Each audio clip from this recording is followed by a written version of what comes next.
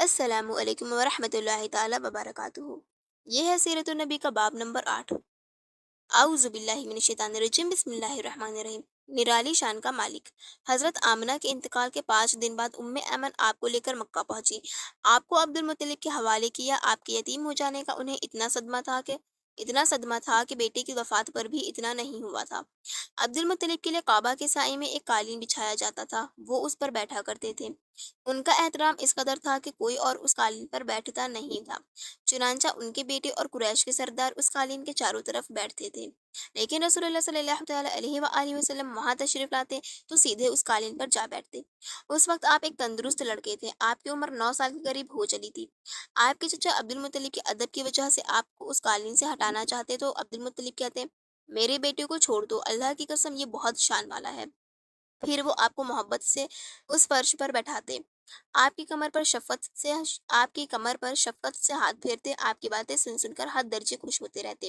کبھی وہ دوسروں سے کہتے، میرے بیٹے کو یہیں بیٹھنے دو، اسے خود بھی احساس ہے کہ اس کی بڑی شان ہے، اور میری آرزو ہے یہ اتنا بلند مرتبہ پائے جو کسی عرب کو اس سے پہلے حاصل نہ ہوا ہو اور نہ بعد میں کسی کو حاصل ہو سکے۔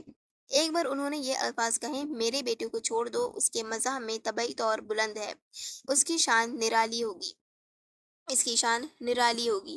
یہاں تک کہ عمر کے آخری حصے میں حضرت عبد المطلب کی آنکھیں جواب دے گئیں، آپ نابینا ہو گئے تھے۔ ایسی حالت میں ایک روز وہ اس قالین پر بیٹھے تھے کہ آپ تشریف لے آئیں اور سیدھے اس قالین پر جا پہنچے اور سیدھے اس قالین پر جا پہنچے۔ ایک شخص نے آپ کو قالین سے کھینچ لیا، اس پر آپ رونے لگے۔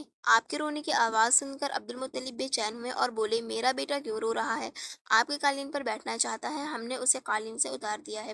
یہ سن کر عبد المطلب نے کہا، میرے بیٹے کو قالین پر ہی بیٹھا دو، یہ اپنا رتبہ پہچانتا ہے۔ میری دعا ہے کہ یہ اس رتبے کو پہنچے جو کسی عرب کو نہ ملا ہو جو اس سے پہلے کسی عرب کو نہ ملا ہو، اس کے بعد کسی کو نہ ملے۔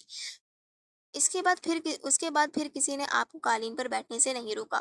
ایک روز بنو مدلج کے کچھ لوگ حضرت عبد المطلب سے ملنے کے لیے آئے۔ ان کے پاس اس وقت آپ صلی اللہ تعالیٰ علیہ وآلہ وسلم بھی تشریف فرماتے۔ بنو مدلج کے لوگوں نے آپ کو دیکھا۔ یہ لوگ قیافہ شناس تھے، آدمی کا چہرہ دیکھ کر اس کے مستقبل کے بارے میں اندازے بیان کرتے تھے۔ انہوں نے عبد المطلب سے کہا، اس بچے کی حفاظت کریں، اس لیے کہ مقام ابراہیم پر جو حضرت ابراہیم علیہ السلام کے قدم کا نشان ہے، اس بچے کے پاؤں کا نشان بالکل اس نشان سے ملتا جلتا ہے۔ اس قدر مشابہت ہم نے کسی اور کے پاؤں کے نشان میں نہیں دیکھی۔ ہمارا خیال ہے یہ بچہ نرالی شان کا مالک ہوگا، اس لیے اس کی حفاظت کریں۔ مقام ابراہیم خانہ کعبہ میں وہ پتھر ہے جس پر حضرت ابراہیم علیہ السلام کعبہ کی تعمیر کے وقت کھڑے ہوئے تھے۔ معجزے کے طور پر اس پتھر پر ابراہیم علیہ السلام کے پیروں کے نشان پڑ گئے تھے۔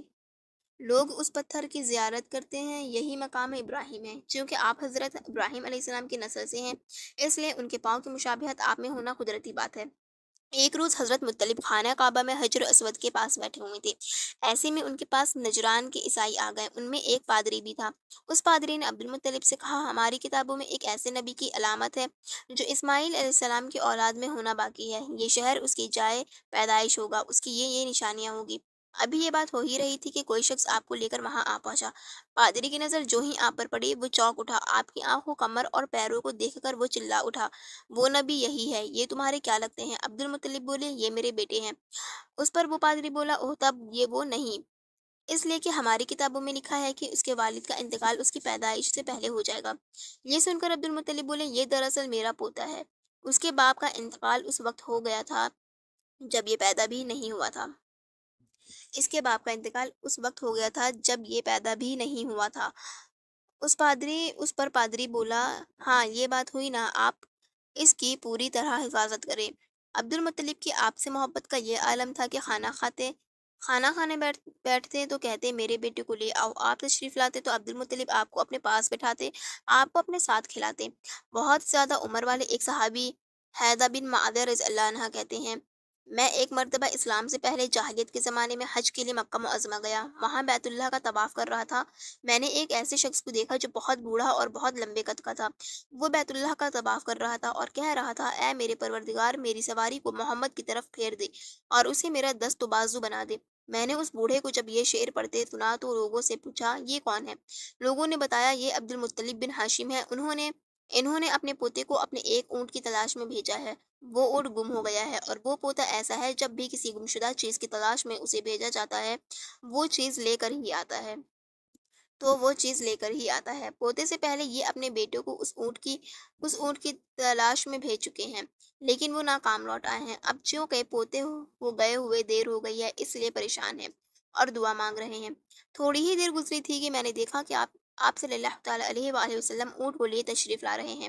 عبد المطلب نے آپ کو دیکھ کر کہا، میرے بیٹے، میں تمہارے لیے اس قدر فکر مند ہو گیا تھا کہ شاید اس کا اثر کبھی میرے دل سے نہ جائے۔